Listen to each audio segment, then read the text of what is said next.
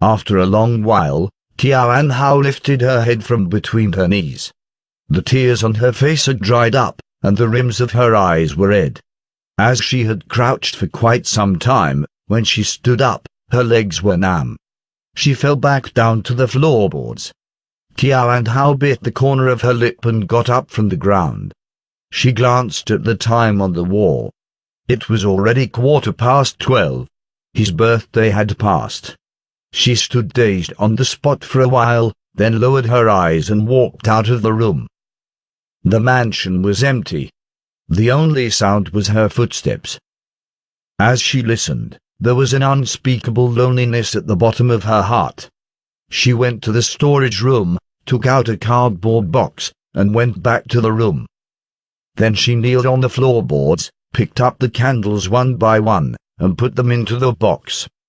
With the box of candles in her arms, she went downstairs and put it in the storage room.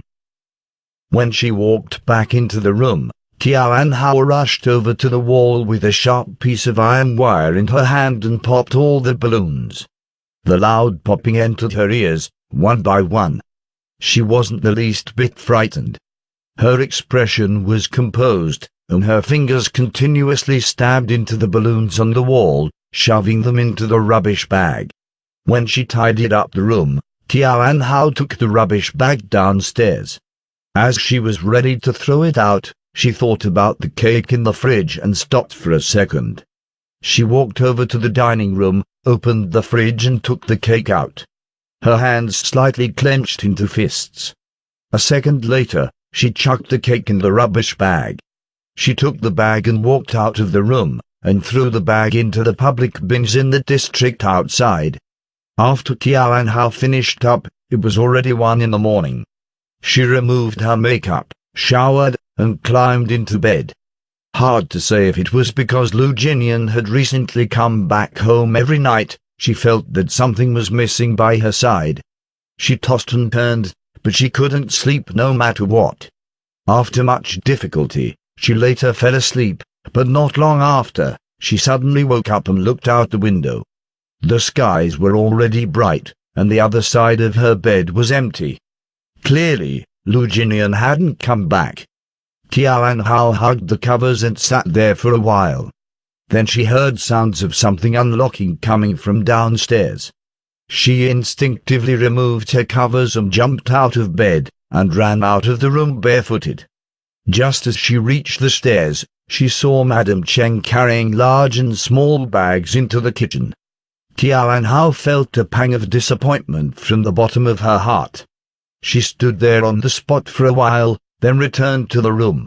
She wasn't the least bit sleepy, so she quickly cleaned herself up. Thinking about having to go to the set today, she called Jamon to pick her up early. Lu Jinian didn't sleep all night.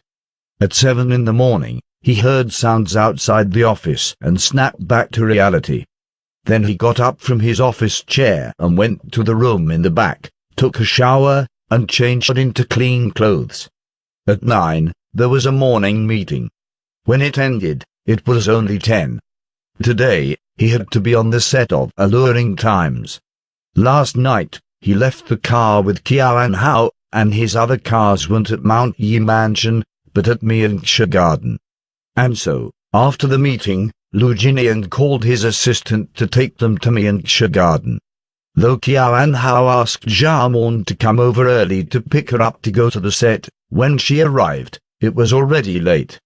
The time was almost 11 in the afternoon,